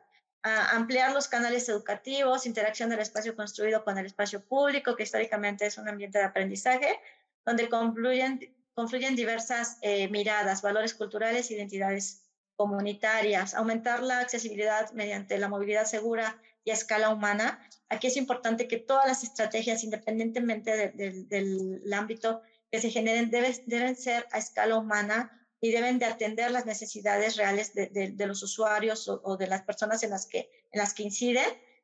Y bueno, tanto el periodo de emergencia como de recuperación, la movilidad peatonal en los espacios públicos y el establecimiento de estándares de acceso universal es clave. La inclusión, proyectar infraestructuras inteligentes para la resiliencia, áreas verdes y espacios con elementos sustentables para disminuir los indicadores de desigualdad al interior de las ciudades, incluso por la necesidad que tenemos de ahora ya de los espacios públicos y cómo muchas actividades ahora están volteando a los espacios públicos para que se puedan generar, ¿no? Ya no totalmente en espacios cerrados como tradicionalmente se hacían. Generar y clasificar datos sociales para la gobernanza, proyectos de emergencia y recuperación, requiere de sistemas de levantamiento de datos y necesidades, datos duros como lo vemos ahora, cartográficos, indicadores, estadísticos, etcétera, pero es muy importante ver cuál ha sido realmente la parte de la opinión pública, la parte de la participación ciudadana, que es fundamental y que, bueno, ahorita pues nos deja toda esa enseñanza. Que podemos ahora aprender con todo esto desde nuestras diferentes especialidades y ámbitos de estudio. Es importante mencionar que para este trabajo, toda esta recopilación, es un trabajo de verdad enorme. Traté de resumirlo lo más que pude. Cuando me invitaron y me dijeron si tenía algo del impacto del COVID, dije, es la primera vez que lo presento y dije, sí lo tengo, es un trabajo de 2 años, me ha gustado mucho articularlo.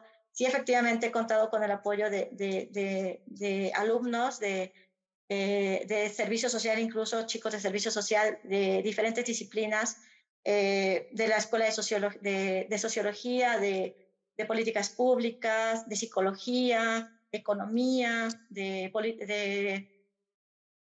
Arquitectura, sin duda, Arquitectura y Urbanismo, porque debemos de tener esta visión multidisciplinaria para poder atender las diversas problemáticas que acontecen a nuestros centros históricos. En este caso es una particularidad por la pandemia, pero estos problemas finalmente existían, ¿no? Y que se han acrecentado, sí, y que debemos de pues, trabajar de manera conjunta, ¿no? Para tomar las mejores decisiones, ¿no? Con aquellos que las toman, que es el gobierno, y que debe voltear, ¿no? Para ver a la sociedad. Pues muchísimas gracias, eso es todo. Y pues la bibliografía y el agradecimiento a todos mis alumnos que formaron parte de esto, incluso al programa de verano de investigación científica de una chica de Sinaloa que estuvo trabajando conmigo de manera virtual. Y bueno, pues muchísimas gracias por todo. Muchas gracias, doctora, por esta bastante profunda y revelante ponencia que usted nos hace.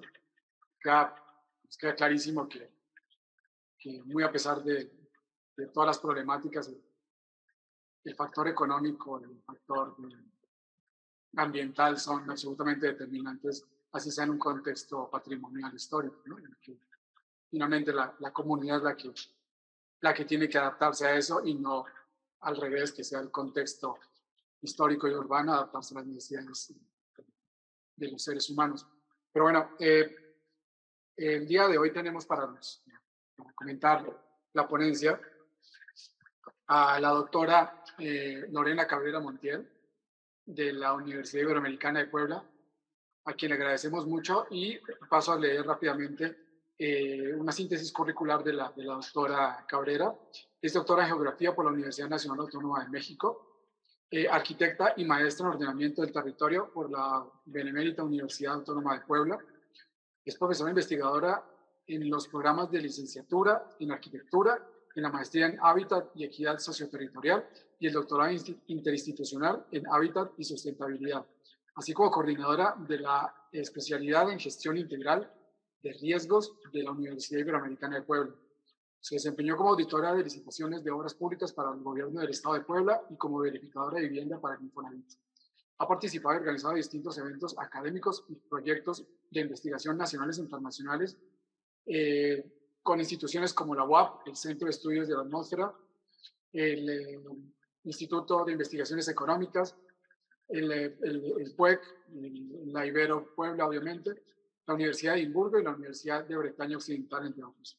Cuenta con publicaciones arbitradas sobre los efectos de la producción de vivienda y del sector inmobiliario financiero en la transformación de las ciudades, la vulnerabilidad urbana y las dinámicas socioterritoriales en Puebla y México. Es miembro del Sistema Nacional de Investigadores SNI, del CONACYT. Recibió la medalla Eusebio Quino en el 2020-2021 por la Universidad Iberoamericana de Puebla por su desempeño como docente. Y es parte del Comité Ciudadano de Desarrollo Urbano y Vivienda del municipio de Puebla. Bueno, doctora Cabrera, paso a usted la palabra. Gracias. Muchas gracias por la invitación, sobre todo, y por la confianza que tuvo en mí el doctor Delgado para invitarme, y bueno, a todo el equipo del PUEC, con quien siempre estamos trabajando en varias cosas, ¿no? Y bueno, felicitar y enhorabuena a la doctora Norma Leticia por el arduo trabajo de recopilación de información y por la utilización de metodologías tanto documentales como estadísticas, porque, bueno, antes de poder hacer algún tipo de proyecto de observación, pues hay que saber bien qué tipo de objeto estamos estudiando, ¿no? Entonces creo que esto nos da un muy buen marco de conocimiento de las afectaciones que hubieron en el centro histórico a partir de la pandemia. Y bueno, también me ha gustado que se ha iniciado recalcando que el centro histórico no es un ente aislado de la realidad, ¿no? Sino que está inmerso en una estructura urbana y en este caso en una estructura metropolitana que afectan el funcionamiento del mismo centro, ¿no? Entonces, las actividades, las funciones que ocurren en el centro y viceversa en la periferia, pues se afectan mutuamente, ¿no? También, bueno, creo que es un tema muy importante, ya que estamos hablando de un área patrimonial, pero también muy vulnerable, que tiene cuestiones de vulnerabilidad, sobre todo social, y con una población con inequidad de género, con discapacidades, con distintas culturas, ¿no?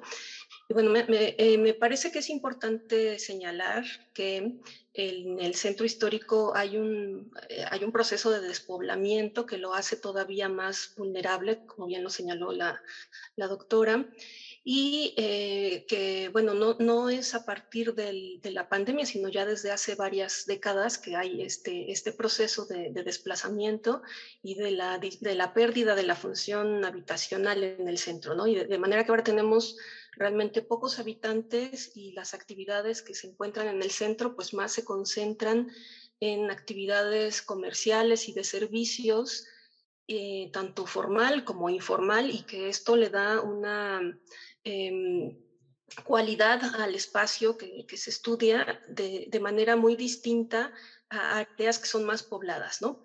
Y bueno, es un tema interesante, ya que no se trata solamente del impacto más fuerte que conocemos a partir del COVID, que son, pues desafortunadamente, las defunciones, ¿no? Que en el municipio me parece que ya van cerca de 9,000 defunciones desde que empezó el tema de la pandemia. Y bueno, se abordan otros temas como el espacio público y desde un enfoque teórico basado en la vulnerabilidad, ¿no? La vulnerabilidad social, cultural y económica. Yo realmente no tengo tanto acercamiento ni tanto del centro histórico, ni de la vulnerabilidad sociocultural, ¿no? Me he acercado más al tema a partir de estudiar transformaciones socioespaciales, o sea, más de funcionamiento, de estructura urbana en el centro y bueno, también sobre todo en la periferia, ¿no? Y ver cómo los impactos por ejemplo, la expansión urbana inciden en el despoblamiento del centro histórico, ¿no? Pero sí bueno, he tenido oportunidad de estar en algunos trabajos de investigación, como el índice de vulnerabilidad urbana ante COVID para la zona metropolitana Puebla-Tlaxcala, que se realizó como parte del Atlas de Vulnerabilidad ante COVID en las zonas metropolitanas de México del Instituto de Geografía de la UNAM. Y bueno, en abordamos muchos de los temas que se tocan acá en tres dimensiones, ¿no? Una dimensión demográfica que tocaba la concentración, por ejemplo, a la escala a la que se estudió fue por AGEPS, y se abordaba la densidad de población en edad avanzada, ¿no? La concentración de adultos mayores, personas con discapacidades, dónde se concentraban los empleos, porcentaje de viviendas en mal estado, que están deshabitadas, con servicios insuficientes, y también dimensión de salud, es decir, acceso a los servicios de salud, pero también por el lado de la dimensión socioeconómica, el acceso a educación, y en un tema importante creo que es el acceso a los medios de comunicación, ¿no? Y bueno, también he podido estar más o menos estudiando el centro por impactos socioespaciales relativos al turismo, ¿no? Sobre todo en el área de los fuertes y en el área del Paseo de San Francisco. Entonces, más o menos no me es ajena el tema. Y por otro lado, bueno, creo que voy a voy a hablar un poco, retomar algo de lo que menciona la doctora, pero con un enfoque de gestión del riesgo de desastres, de gestión integral del riesgo de desastres, porque últimamente es en lo que he estado trabajando más. Y bueno, es un tema de desastre, ya que estamos ante un fenómeno perturbador de tipo biológico, sanitario, que a veces no lo consideramos en la misma, no lo ponemos en la misma mesa de un sismo, una inundación, ¿no? Porque a lo mejor la amenaza es más rara, ¿no? Más poco frecuente y además muy lenta, ¿no?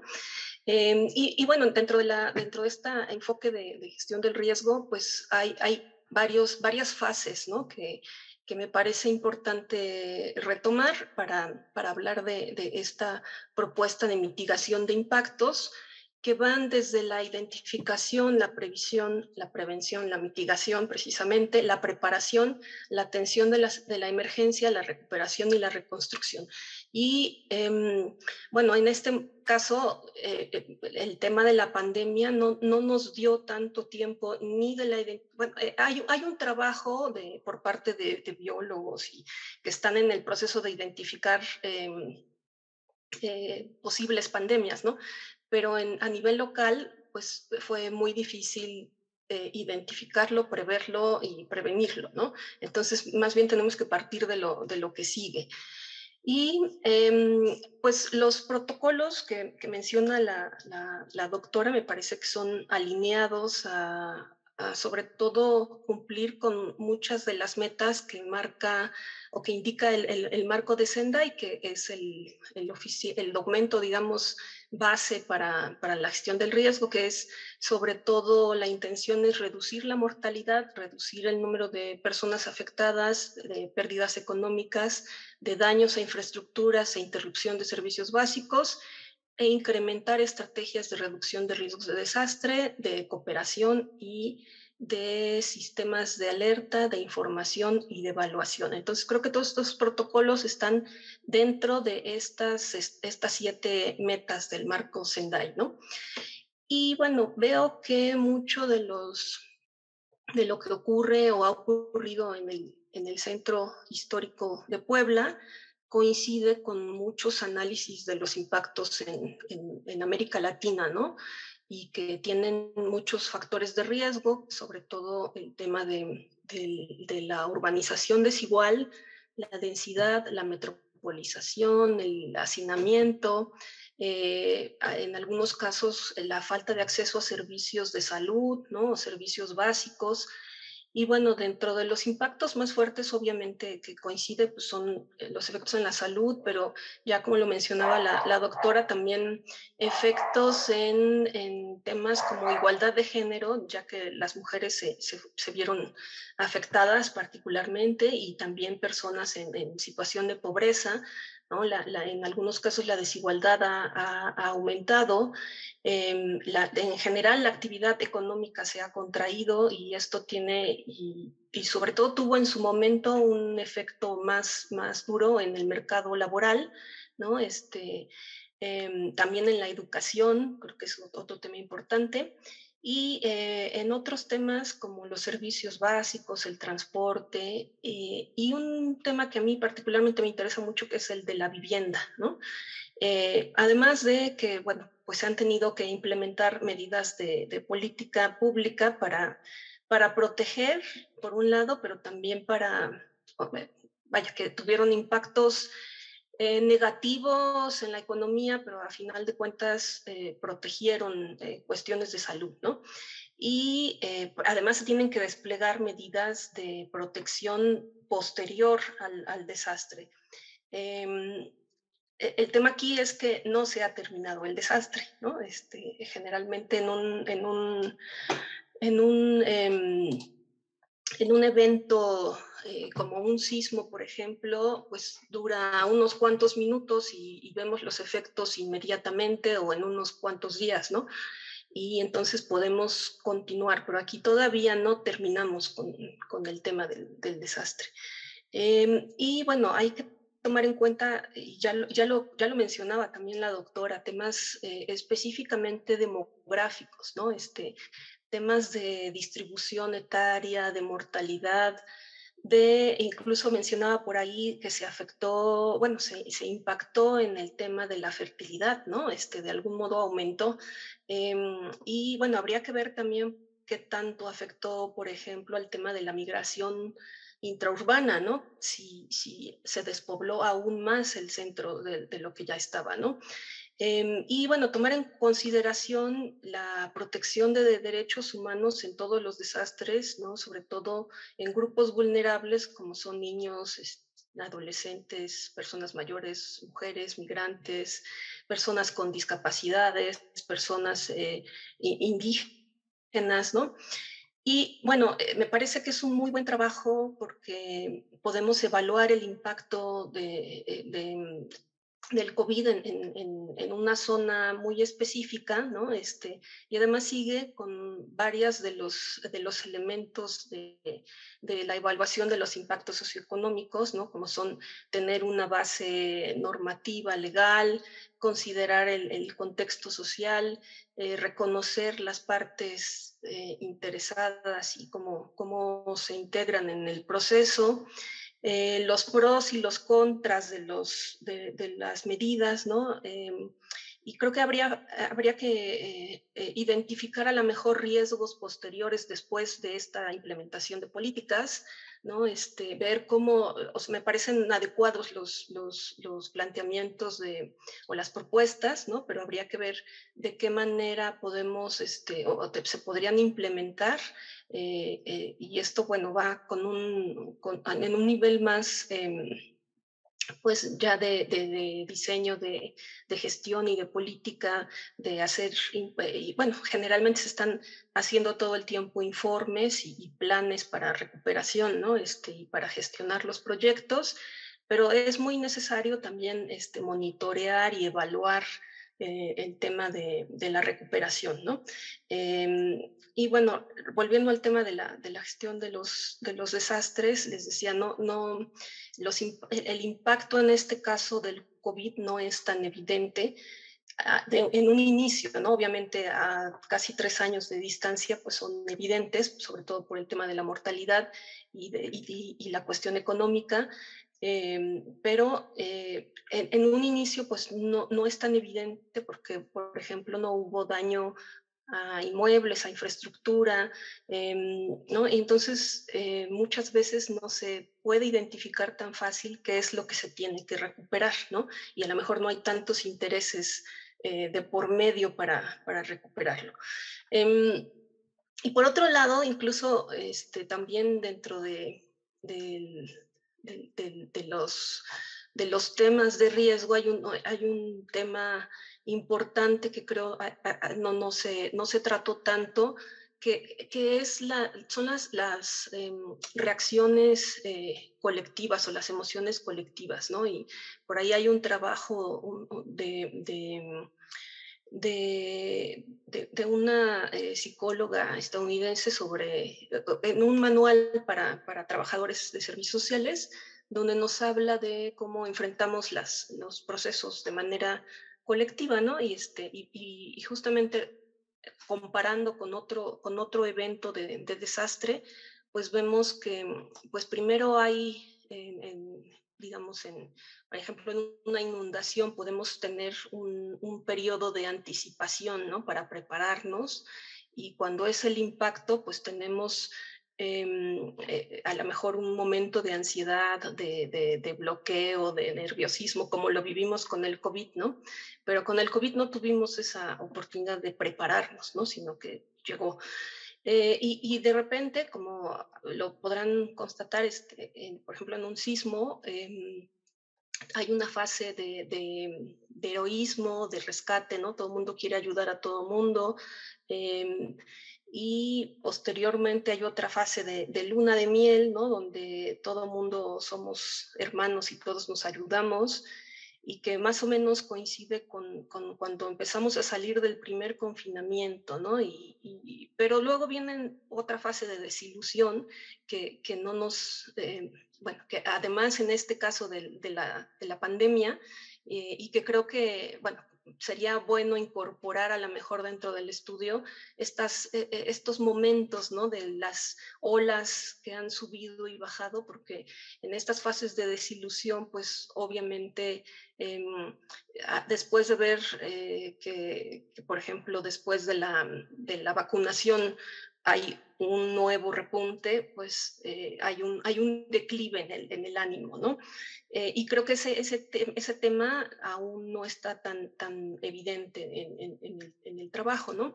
Y bueno, para la recuperación se supone que en un desastre más inmediato, pues en un año más o menos estamos empezando a recuperar y hay acciones de reconstrucción y demás. Pero aquí, les digo, con las nuevas olas y mutaciones, pues no hay tanta facilidad, ¿no?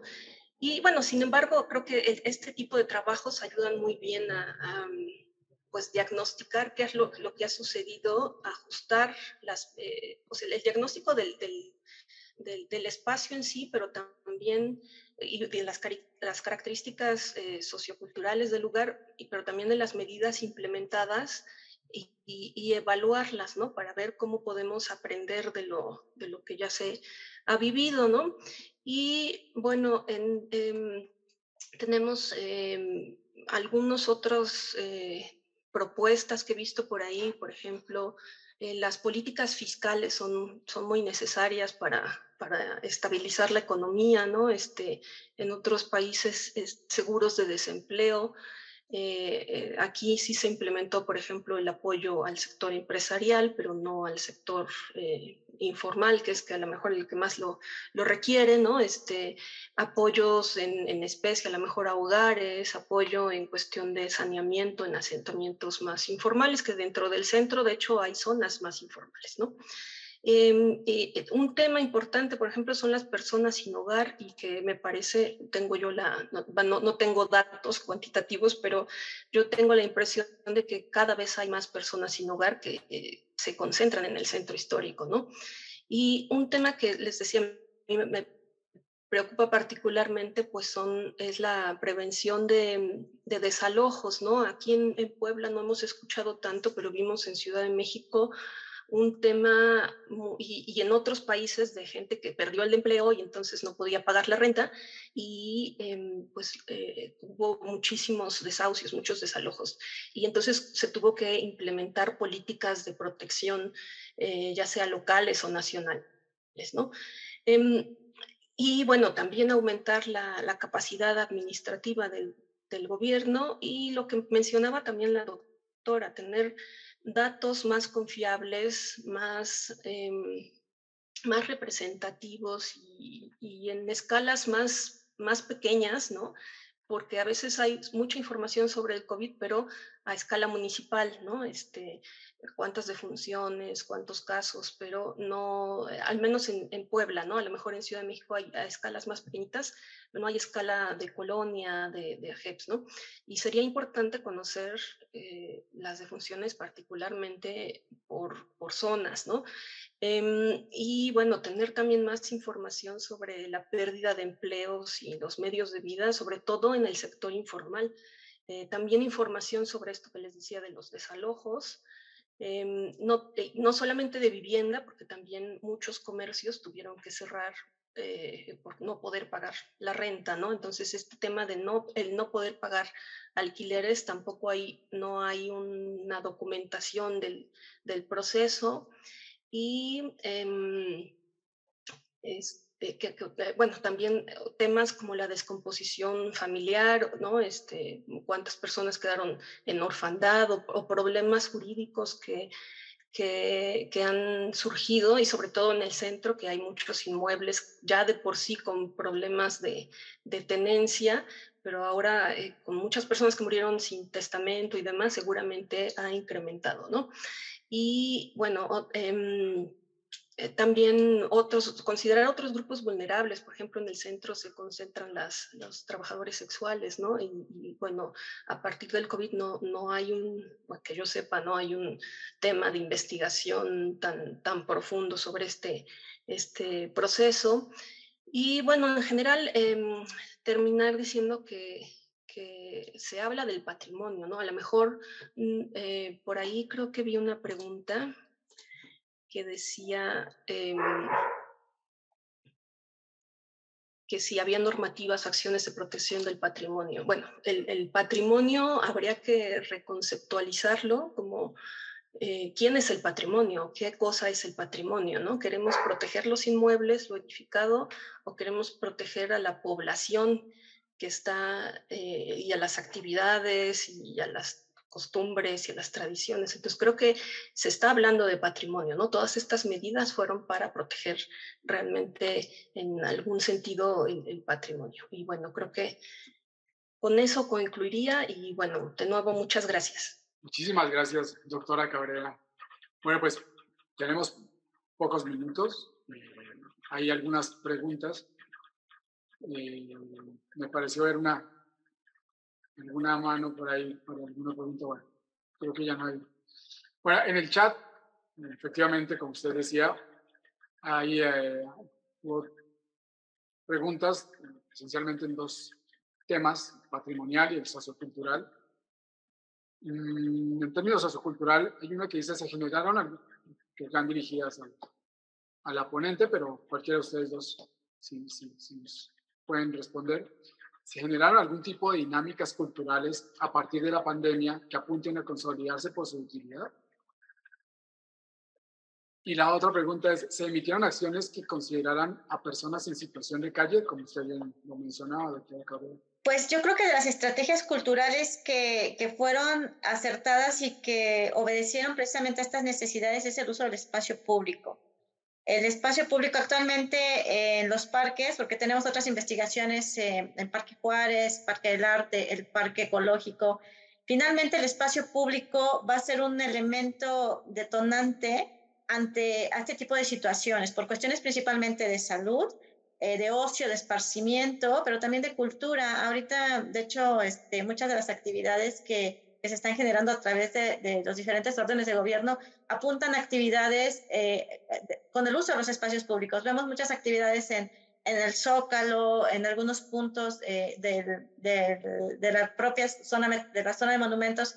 Pero bueno, aquí habría que ver en qué medida esa necesidad de llevar la cultura y qué tipo de cultura, ¿no? Porque hay muchas actividades o muchas dinámicas barriales que ya existían, las procesiones, el carnaval, las festividades, etcétera. Eso sí sigue, aunque se detuvo, ahorita está regresando, ¿no? Entonces, yo creo que las manifestaciones a través del uso del espacio público es un elemento central y que creo que incluso el mismo gobierno, muchas de las estrategias actuales y los programas del IMAC, de la Secretaría de Cultura, están apuntando a eso. Toda la programación ahora, si la revisamos y con todas estas festividades, están apuntando hacia al uso de los espacios públicos. Algunas personas estarán en contra porque, como comentaba, no sé si el tipo de actividades culturales a espectáculos o otro tipo de conciertos. O hay como la parte de la opinión pública es muy importante, como comentaba también la doctora Lorena, sí es bien importante saber cuál ha sido como esa situación de principalmente atender a los habitantes. No se trata también de pensar en el turista o de reactivar la ciudad para el turista, sino pensar en el impacto y la vulnerabilidad que tienen ya las personas en el centro histórico y que principalmente son los residentes, ¿no? Efectivamente hay muchos, así como hay locales cerrados, hay muchos espacios que están deshabitados y yo creo que esto tendríamos que analizarlo.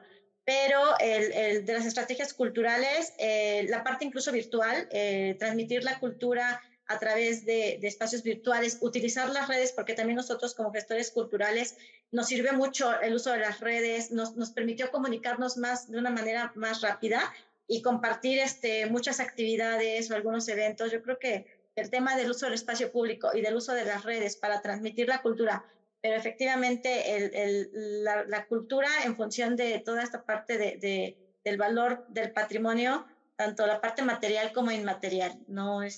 Pues yo creo que eso es como algo que ya existía, pero que se fortaleció aún más a partir de la pandemia. Hay otras dos preguntas en términos patrimoniales, y como comentaba la doctora Cabrera, las formulo. ¿Hubo algún efecto en la parte física del patrimonio histórico y cultural?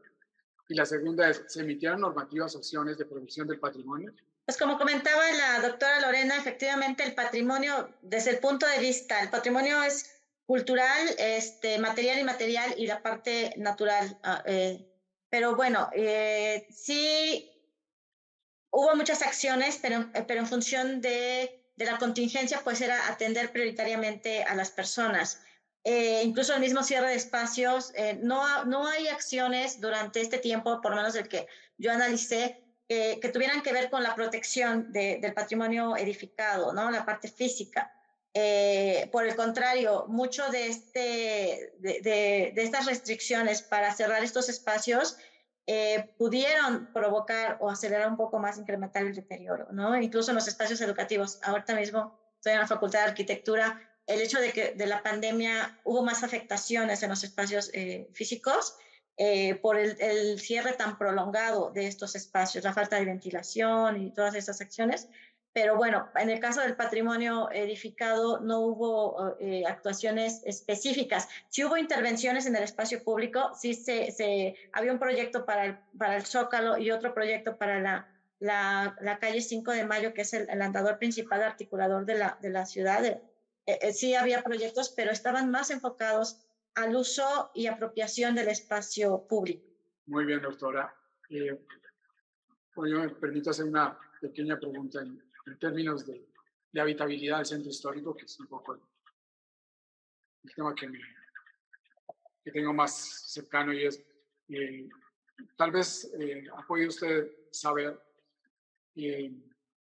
las razones concretas de por qué se ha desocupado en términos de vivienda el centro histórico, si bien entiendo que es un lugar en donde la dinámica económica ha hecho que salga la mayor parte de la vivienda. En concreto, en específico, en este momento, la pandemia, ¿qué fue lo que acentuó que se migrara la población? Creo que en un 60% de la población del centro histórico hacia otras zonas urbanas.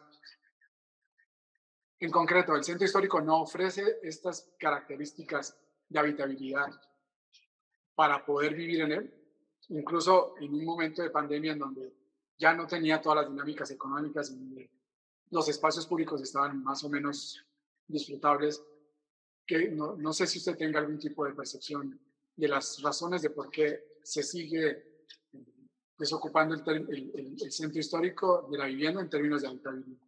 Gracias.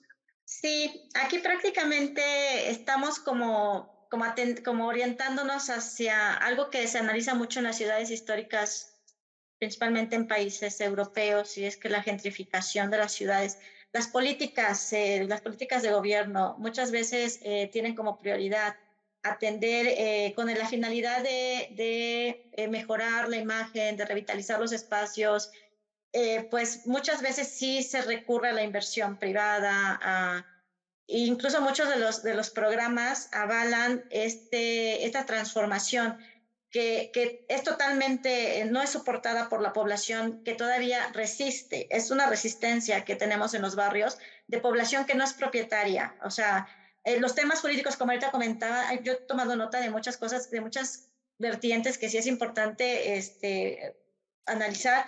La parte de la situación jurídica de los inmuebles, la dificultad, también formo parte del Consejo del Centro Histórico, y la dificultad para las intervenciones, incluso de propietarios que están dispuestos, son como muchas restricciones en la parte administrativa que ha limitado la intervención, por ejemplo, de los espacios, y que a veces es más rentable.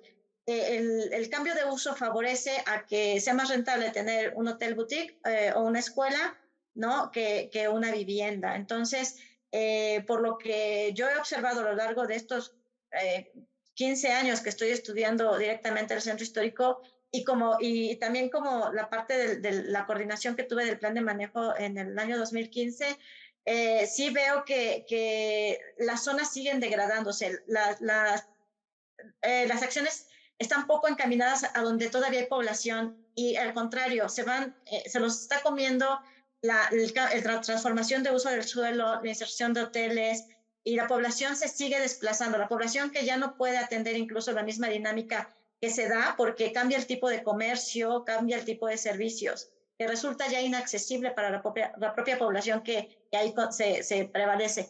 Sí, los nuevos planes conservan esa redensificación, pero para atraer a otros sectores de la población, ¿no? Que sea más atractivo. Y sí lo están tratando de hacer, y creo que sí están avanzando en esa parte, porque ya el centro histórico es atractivo para vivir, para la gente que lo valoramos realmente, ¿no? Que nos interesa. Y hay muchos ojos que están regresando y que están invirtiendo, están conservando las fachadas y que están reconstruyendo al interior, que están haciendo espacios de muchísima calidad, ¿no? Para vivir. Pero bueno, aquí lo que se trata es de que sí se logre conservar a la población que ya está y que se generen otras políticas para que se puedan insertar otros tipos y otros sectores de población. Eso sin duda es importante, pero no se están considerando, no hay políticas de vivienda que garanticen que la gente que está ahorita viviendo en vecindades, efectivamente hay muchas familias viviendo en una sola vivienda en los barrios, y son las viviendas donde hay mayor vulnerabilidad social y urbana en esas zonas. Entonces yo creo que es un poco las políticas que se vienen implementando y que favorecen definitivamente al sector turístico, pero obviamente respaldado por el sector empresarial. Y a mí me gustaría contestar también un poco esa pregunta, porque como decía, yo me enfoqué en un momento más en la expansión, ¿no? En el crecimiento en la periferia, y justamente creo que junto con las políticas que impulsan esto es el mercado, ¿no? Es un tema de renta urbana. Es decir, que se encarece en general es un proceso, digamos, pseudonatural de las ciudades, tener estas fases de crecimiento, estancamiento, despoblamiento, luego posterior gentrificación, repoblamiento y demás, ¿no? Pero en el caso de Puebla y de muchas ciudades latinoamericanas y mexicanas en particular, pues todas estas políticas que vemos, pero no solo las políticas para el centro, sino las políticas en general, por ejemplo, las políticas de vivienda, en especial de los años 2000, de los 90, 2000 en adelante, favorecieron la expansión urbana, ¿no? La construcción de grandes conjuntos y fraccionamientos habitacionales en la periferia. Y entonces, mientras que además también había proyectos de regeneración, bueno, ni siquiera de regeneración, de reformas urbanas, como el caso del proyecto del Paseo de San Francisco, ¿no? Y entonces, o sea, se conjuntan todos estos procesos de encarecimiento de los valores del suelo en un principio en el centro, y entonces la gente tiene que salir, ¿no? a vivir a colonias populares, a conjuntos habitacionales más lejos, y con la consecuente pérdida de relaciones sociales, de costumbres, etc.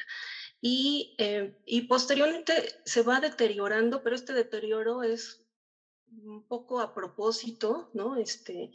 Por el tema de la especulación, porque en un momento determinado se va a invertir, como dice la doctora Norma, Leticia, en temas y lo hemos visto, ¿no? Sobre todo en el sexenio de Moreno Valle, ¿no? En proyectos relativos al turismo, ¿no? Y entonces el centro de Puebla, pues sí ha tenido un proceso de turistificación que creo que todavía ha contribuido más a este despoblamiento. Entonces es un conjunto desde el mercado inmobiliario, las políticas en el centro, las políticas nacionales de suelo, de vivienda, las políticas locales de turismo, etcétera, las políticas de reactivación económica en el centro también, que han contribuido a que se vaya despoblando más.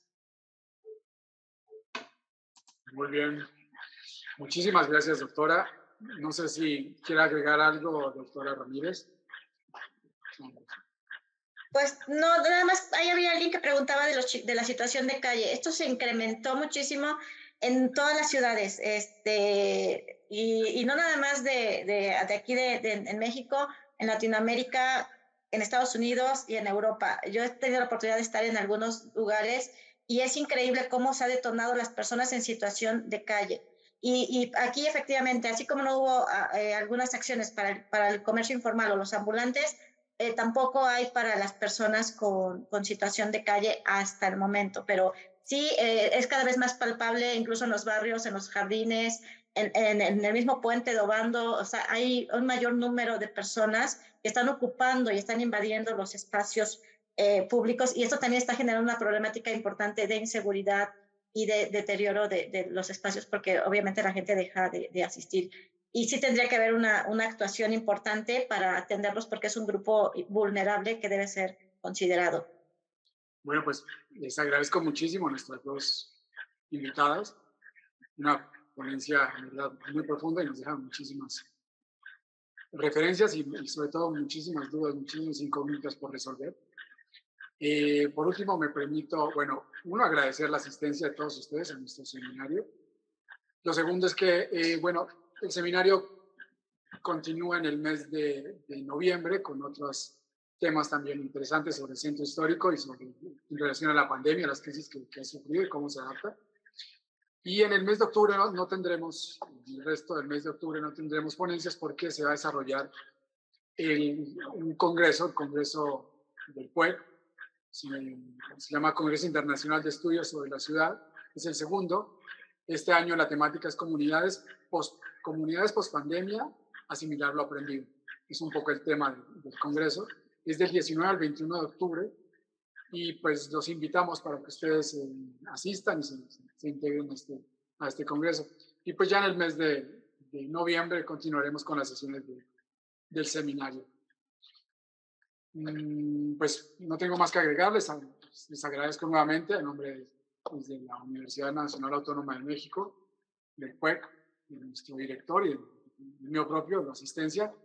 Y pues les deseo una feliz tarde. Gracias. Muchas gracias. Muy bien. Fue un placer. Hasta luego. Muchas gracias. Gracias, doctora Lorena. Gracias también. Mucho gusto. Muchas gracias.